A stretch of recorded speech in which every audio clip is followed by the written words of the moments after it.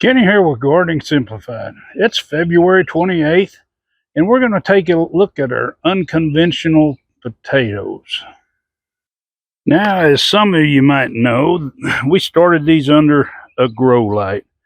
Now, you can see they're kind of reaching different ways because they want to get to that grow light, but these things have gone crazy. Now, all of them didn't come up. There's one that didn't, and this whole tray here were some that were looking questionable too. So that's kind of why we've got a bunch of empty ones. But we do have a lot of them that come up, which is good. They are stretching for the light, and we're going to get these things in the ground. Now we're out here. It's actually not the same day. It's a day later.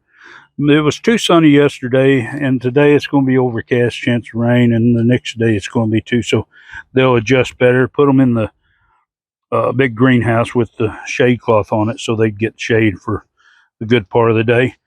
But I just wanted to just show you these unconventional way of these little bitty taters. You can see the roots on these things. They're just, and they're just taking off, which they want to grow. So anyway, we're going to get the rest of these put in here. All right, we're going to put some potatoes in our victory garden. Now, we had put a few sunflowers on the end of it here, and we've got our unconventional potatoes, and we're just going to take our little thing here. We're going to make a hole, and then we're going to drop potatoes in there kind of deep as we can. And we're just going to plant about 6 potatoes because, you know, every garden needs a few potatoes, and you're not going to find French fingerlings in most of your grocery stores. So we'll just, and you can see how great these have rooted. Even though that's an unconventional method, it's going to work. It's not very deep.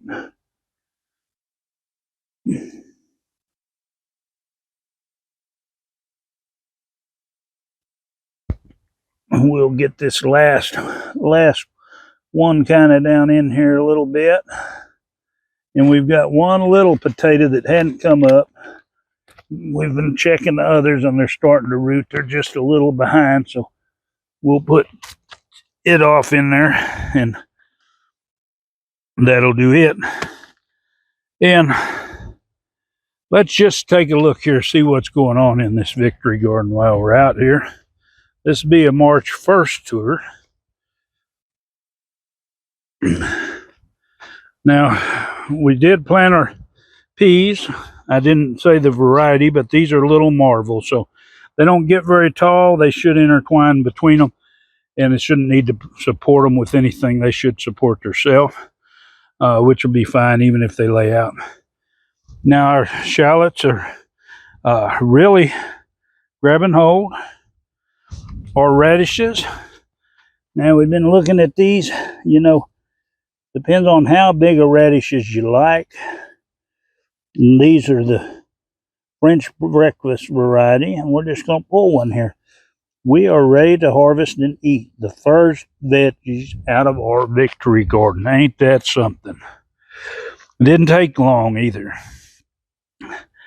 And our carrots are doing real well. Our greens are at a point that we can probably start thinning them and getting us some to eat. Now, our cabbages aren't doing good at all. The ants have just come in here, and even though we'd like to do something about them, they killed it anyway. And there's one left, and it might not do so well. So, but that's what happens with gardening. Don't be surprised if you lose a few items. And we're going to look up here. Our Chinese cabbage doing good, but our bok choy is not doing so good. Now, we said this one here was probably not going to do anything. When it's sun like that, and you can see it's putting up its seed top. This one here is the same way. Now, you could eat this, But I'm not going to bother eating this. What I'm going to do is I'm going to cut this up, and the chickens are going to love it because they love bok choy. And this one's going to seed too.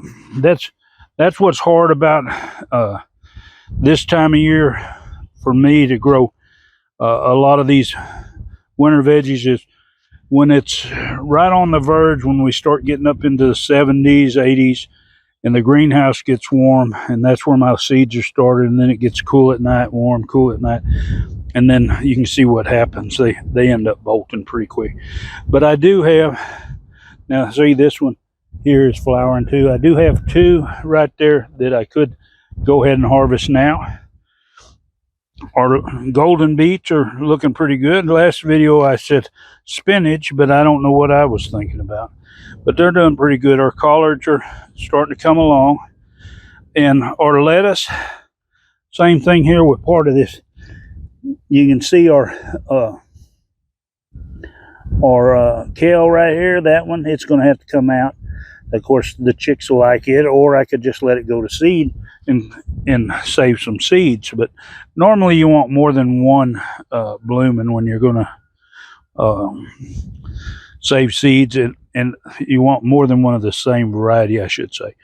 That way you've got kind of a genetic mix. It's not just the same from the same plant.